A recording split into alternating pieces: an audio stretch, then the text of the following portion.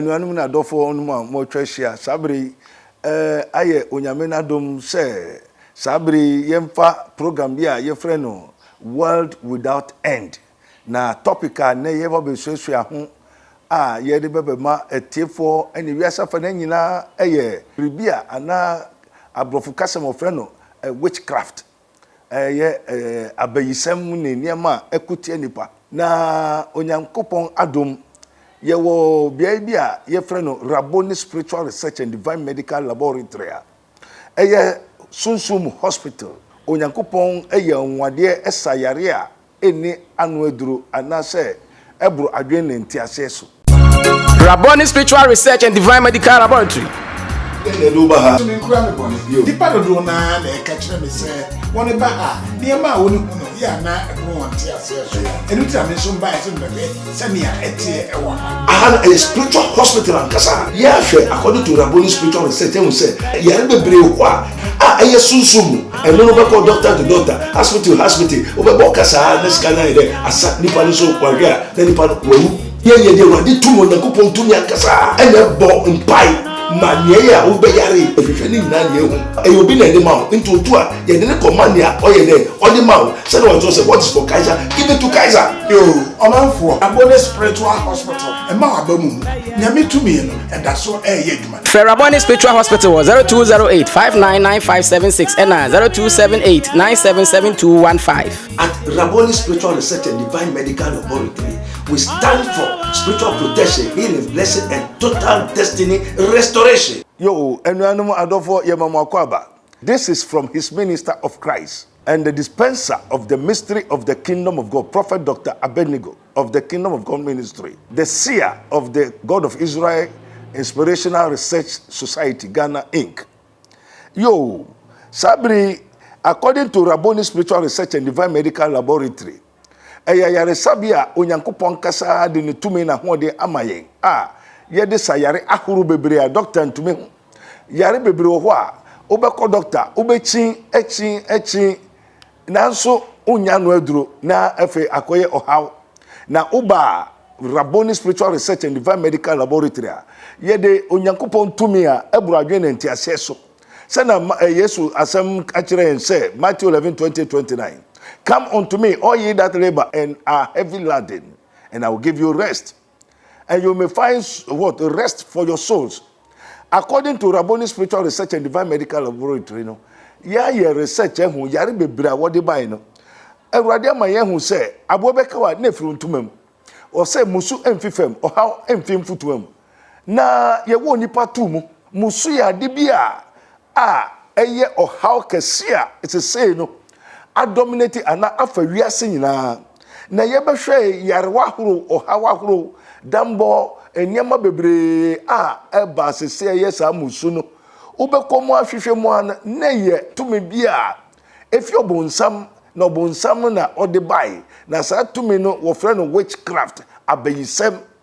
enti na abayisam ho ne ye babesua bebre wo ka beye kura ne den what is witch beye ye obi a okuta hunhum bia eye different a familiar spirit ni ye a body bi hunhum a ono ankasa age amane ho ana obi di amano obonsam eye obofo a onyame bon no ode element na bi ni nsuo obo mframa oja ene niama na ebo no na the first witchcraft eye obonsam no ohwe Genesis 3 o se no Yakobon bo ade nyina ewie no o ka kire Adam say Adam eduaba we ubetumadi we die untumendi enti no obonsam no nyameja hokoi ena obonsam bai obai no bibisa Adam ne Eve say Adam Eve na den na onyankopon se menye den na wosedi no onyankopon se ndi eduaba ya na ena Eve ka kire obonsam owo ne se onyankopon dada no mpesa wani bie na oyete se onyame enti no Saudia unwumbom na wani bebie na owo no nso no obiere hu ise yowo obehu ni say yowo na nso na enyowo we call it the spirit of metamorphosis a witchcraft power uwo sa tumi na utumi dane aboa biara enti no mra obonsam ko Adam ni Eve no wandane ne ho angel one bofosu na he metamorphosized himself to deceive people odi dane ne ho aboa no owo no enti wo nso ehun se eyobonsam efse won ehun ne se oye nipa won ehun ne se oye angel na mom o te se owo no bai no wo no ne won kasai enti won ne wo hun ne se owo na esan se wo ne ani ne enti wonim se ye owo enti namri niema bebre obeda obeso dai obehu niema bebre ani kan so sonson fam enso na enye saa na ade ne ye den eti enti obonsam ne nipa odikan anabody odikan dane ne ho baifo baye tumi odi ne ho wuru a owo no mu dane owo no ena oka che on se awurade se mundi a obetumadi na mom unwu na wani bebie sa wani bebie kran eye kasa emu ye duru kasa emu ye duru nse wani bebie you can come out of your body and go and come and this onya mese ubewu or can direct but one chirase but asechere ne se obi wu a nipa no we fi ne nipaduanum enu no owu separation witchcraft ye power bia unya utumi fi wo nipaduanum enti obaefo bia to me da ho nipaduano na da ho so no aye den we film no okowura abode fufuru mu no de kodinya na hwe se monhwe ade baako se obonsam mra okira adam se mondi se aduaba no ono ankasa won se wanye de nwandi ne enti obonsam da so tiase a onwuye no onipa di pe owui no efise obonsam ankasa se mudi a moni bebie enti adam ne yire awa na oti enodi no de ma ne kunu nso di ena ampa so Bible say nwani bue na nwani bue enye say nwada na nwani abue the spirit come out of them their soul won kran honhom no e free wo mumu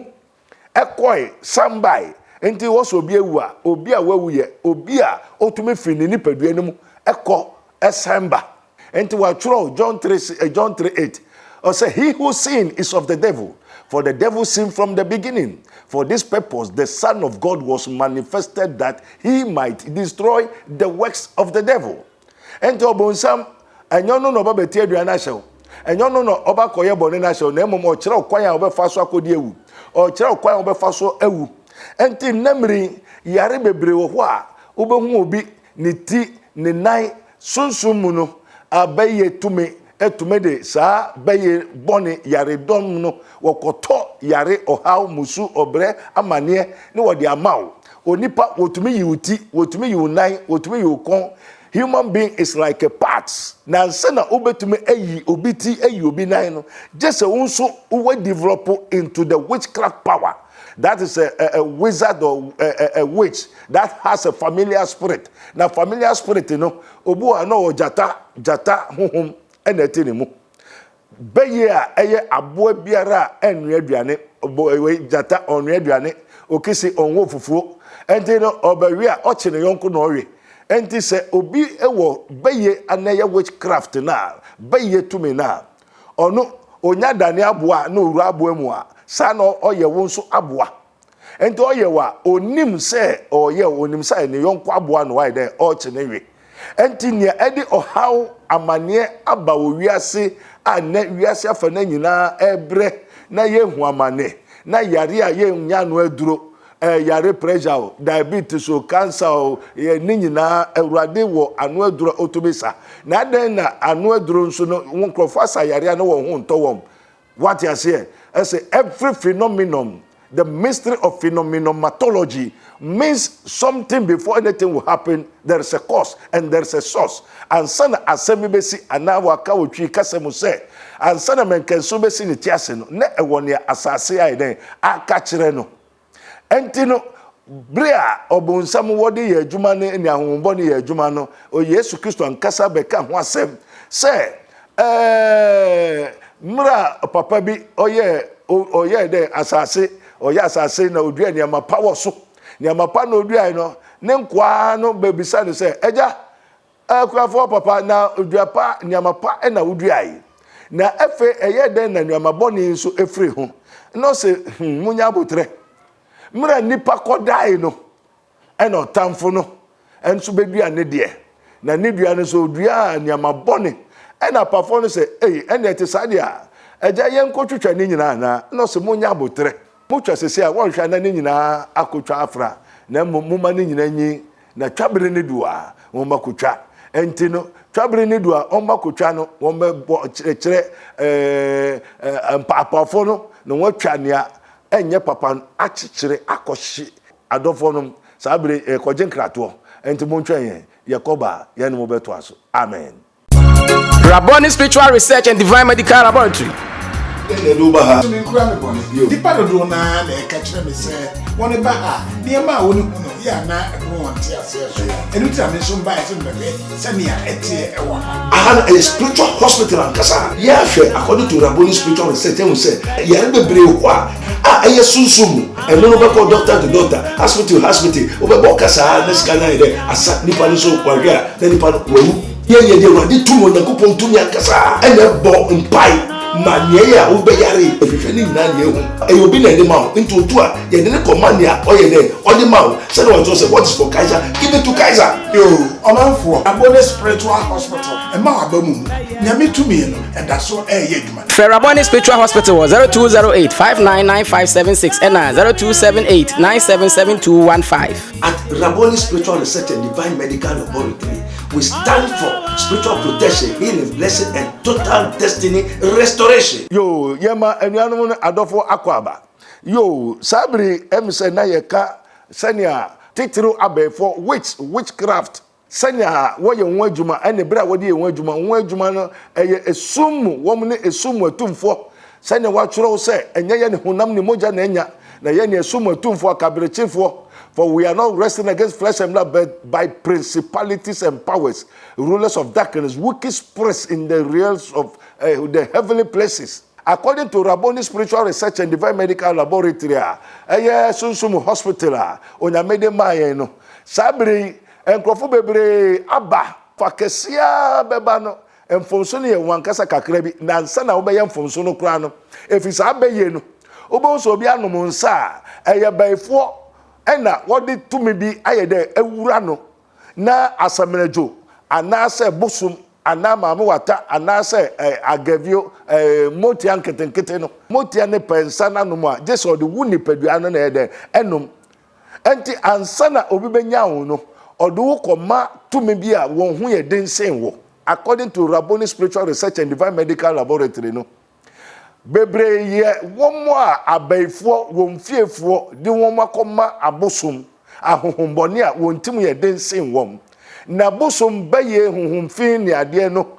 a Yesu Kristo se ofresuafo no edumienu no oma wontumi wo ahohombone so se mukoka sempa ne wi a muntutu ahohombone no denti efise se baifo wo fia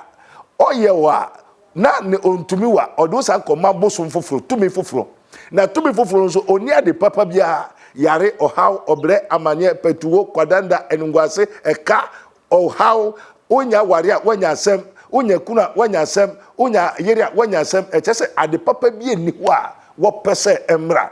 enti se na ka ko na petro tumi san onipa na mo so na ne nkwan de asa esa ne sen efise Bribia yare bebo obian unkwaso eti umoja sote nti say you feel it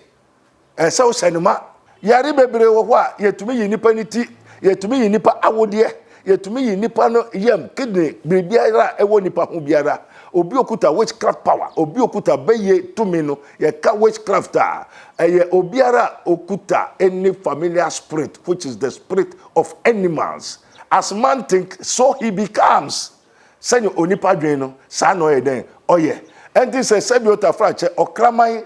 eti nipa nimu a adwen me no dwen okraman dwen jata te nipa nimu a adwen odwen ni se adebechi obechi obi no waide wawe no na papa bi wo frɛ no Nebukadnezar wo Bible mu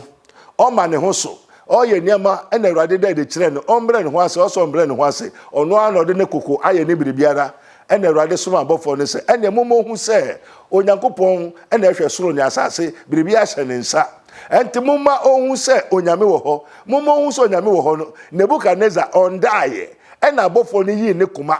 yi ni sunsum firi ne mu ene wode aboa sunsum tin ne mu pe ene odane ene owiai okotra wire mu wi ahaban wi niama sa afieson bosum eson kopem se nani ba ne ho so ansa na ohun se onyame bi wo ho ena onyankopon sama wo yi saade ne firi ne mu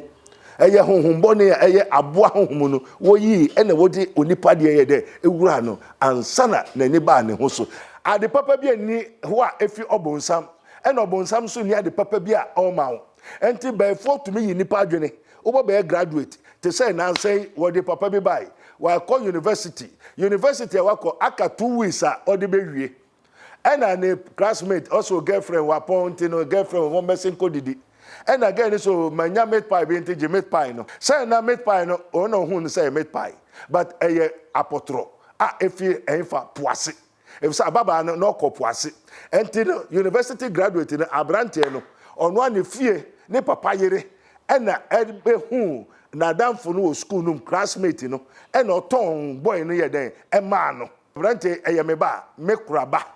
na that's what be ni papa nti no je apotroi ye no mate pie na koto we koto wo poase wo mame watanum ho won so wo ye wo store wo ton yare o how obre amane petuo kwadanda enunguase se na ya ye store ye tonton provisions ukogwa so ye ton de sana sunsumu in the realms of the spirit according to the spiritual world you know onyame ama ye ko hu ye ate ye nim ene ye ka ho asem no say witchcraft power is a very dangerous. So what can so be about for anobikuta power a familiar spirit and yet the spirit of Christ. And in the mid pie now the man Odin anajuna who said Niefro no be one say na nisu betina na so be hu no again no ewo poase or the apotrono asesa ne krano e na apotrono afa ne kasa ni pedua no eko ne soul no akogina wo poase enti no wa maye ntumi a ye tumi de yi apotrono fi nipa ne ye den ne yefrum wo ne sunsum ono nkasa da homa ohui ansana na nisu ye den eti no at the same time so abrantie bi nso no okokolebu de bia no ahohono wonya twe nso na waba fam woni na short time no wasa ahohono kolebu declare no go home and die for this is beyond our expectation yari bebre wa nya kolebu asemo ye commandis ansana urade that same also won ko mu fie ho bari bi si ho mun ko hwe bari nengo abofra no yare no ne papa mame bari si ho enti de bia nkrofo konso guma say na wadane abrante no nso no wadane na apotro one they can metamorphosize you wo to me dane onipa na aboa enti biri bia no na nso no so wo sa na wo makrofo konso egum enti biri bia wo me konso egum na odem no yeden ohun ansa na urade kire na mema wo mkofi ho ko hwe nso no gui wo hwe nso no gui an ohun sa obobi atofam o mu nso obo onipa ansa na ye be kire se won kon kire maame no ene ne o kire so nim no ma ne ba ne bibi na on tiase so baby opa bi on fa me nko na mega na mega shia ye be hu mega ho for God did not give us the spirit of fear but of power love and a sound mind until yes ano after the first week obehuhunu second week obehuhunu third week obehuhunu kabasi mene nipa ne ti asisia ade doctor ntumi ye ni onipa ntumi ye Yesu bemu a ebeyeye enu anu mu ji onyankopon di ji tumi ji ahodin di na ne onyame aka biara ewo ho entino sabri ye kan witchcraft is a spirit of the devil. The first witchcraft, the first power, the first creature oye obonsam Genesis 3 o say no one be ka kire o mo say onyame se mu ndi aduaba no na mudia mo ani be ye den ebebie but the opposite that's the hieroglyphics. God know how to speak with the angels. Onyame ene senia oni abofo kasa e different. Ene onyame ni onipa kasa so e different. Enti wo so onyame se udia ubewu. But one church room but obofo kerub eye Satan by say se mudia moni bebie ene professor so openibie onyame na edema. Okobe bi no bi so bebie wani obekumu. Na we say obonsam Satan no odi aduane ma won se mudia moni bebie ade no no wendi wo so bia ni abia wa churo say the lamp of the body is the eye. If the eye be single, all thy body is full of light. If thy eye be evil, all thy body is full of darkness. Enti anu na adofo se yare bi how e wo mu say wako hospital but what churo say man shall not live by bread alone, but by every word that proceeds out of the mouth of God. And the word of God is spirit. enti enye ne obedi akowa no na mom ne efi nyankopon ho eno nyame so aka kire wo se ansa na mankeso besi ne ti ase no ewo ne asase aka kire no enti yare bebre ohaw bebre no mantwen ansa wo se kai obofo wo mrante biri mu ansa na dabone ya ede edu enti yare bebre wo ho a wa hospital wa nante wa ye eye hwehwe na obehu Matthew 11:20 now also come unto me all ye that labor and are heavy laden and I will give you rest and you may find rest for your souls. Na chese biribi wo ho a ese nipa wo hwehwe. Enti Jeremiah 33:3 also call me and I will answer thee and show thee great and mighty things which thou knowest not. Frame me na meje wo so na maka wonsem mu akese a ehintawa wonim ne enti Africa ye bere no adwuma ni ho. The mystery of technology which God gave to you has been taken. And Africa yet to be developed because of witchcraft. Now, witchcraft is technology. Witchcraft is a wisdom, is power, is weapons, is so many things. Witchcraft betuma tragana ha, me tragana ha abobia sumu abruchi. Me tragana ha, essay case was Senegal. That doesn't mean I have witchcraft power. But I have more than which is witchcraft. That is Jesus Christ. Mra Yesu beba na nkrofo nyane efunu. Nkrofo fresh amai. Nkrofo ya anwade. Ente mra ni mu no se mo fresh amai because asana be fresh amai no ne witchcraft power. O ne honbone a o ntumi fresh spirits. Motia no ne ade.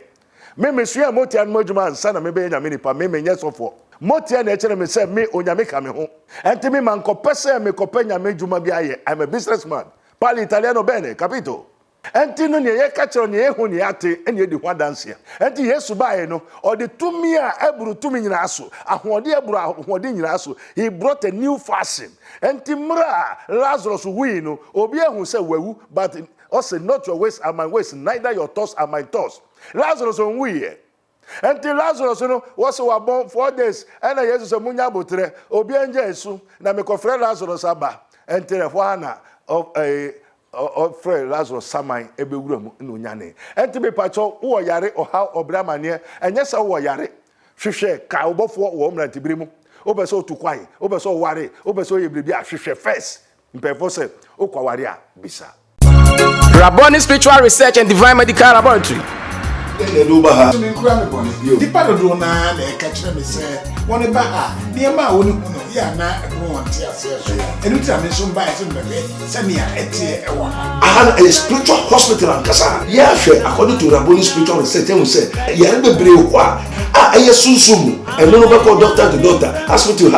obebo kasa na skana ide asa nipa no so kwahwe a na nipa no wawu ye de wadi tumo na kopon tumi ankasa ene bo mpai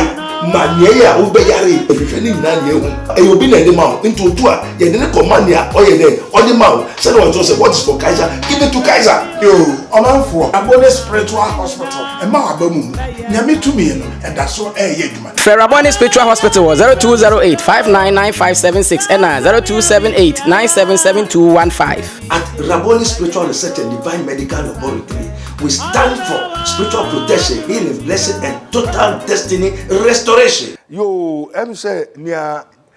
yeguso de hu amane eye titiro ni Rabboni Spiritual Research and Divine Medical Laboratory. Eye spiritual hospital.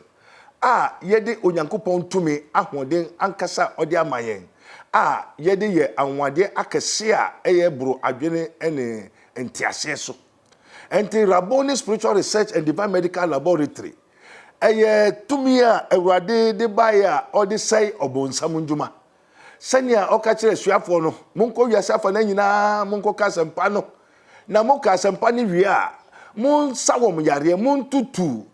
As it is written, when he has called unto him the 12 disciples, he gave them power against unclean spirits to cast them out and to heal all manner of sicknesses and all manner of diseases. And the telephone number no over kaya 020 85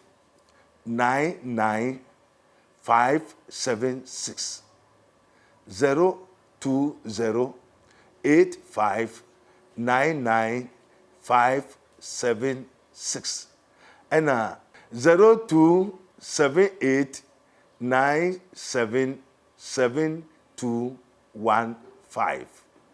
yesanka yesen timubium 0278977215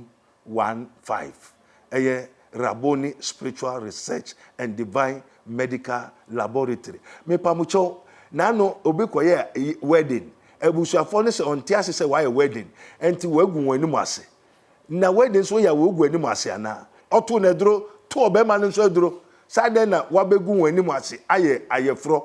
Ena so wodi mirika wo fi asori kese ye ntumi mbodi. Ensori bebre wo ho asofo no ena ensori nse wo mo ma we no members enko ba bia mo so mo ntumi ye. By the grace of God we have power to know and power to do. Woman if you are sorry kese me man kasa me Pentecost ni fi Italy and sana me ba Ghana ha me Pentecost mo obi koye wedding no watu na duro moti ho say onyame be ye also when he has called on him the 12 disciples he gave them power and gave some great spirits ye tutu be ye no tutu huhumboni na eye nkrofo no ma eduro na tukpe na wo to no yesre urade ma yesantu ni tukpe no koma ni wura na ye onoa ni papa nua ene ni otu eduro ansa na obewu no ofin moja ena oka na anu asem ena osanye de ewi eno ne what is for Kaiser you give it to Kaiser na Kaiser ni mo former Kaiser na ye onyame de so former Onyankopon enti aha Onyankopon okum onyane oyade oyanwade enti no yare ahuru bebre obi bebre echese yese beka adebechi say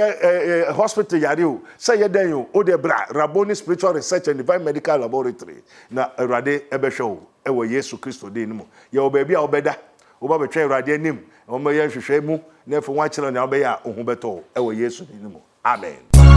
Rabboni Spiritual Research and Divine Medical Laboratory.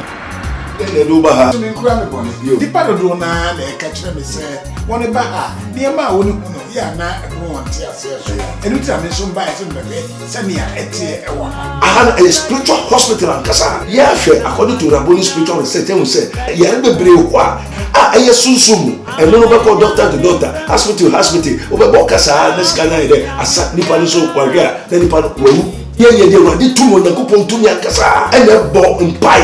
manye ya ubeyare efefeni na ne hu eyobi na ne ma into otu a ye de command ya oye ne odi ma say no to say what is for Kaiser give it to Kaiser yo omanfo Rabboni Spiritual Hospital e ma abamu nyame tumi no e da so ye adwuma Rabboni Spiritual Hospital 0208599576 and 0278977215 at Rabboni Spiritual Research and Divine Medical Laboratory. We stand for spiritual protection, healing, blessing, and total destiny restoration.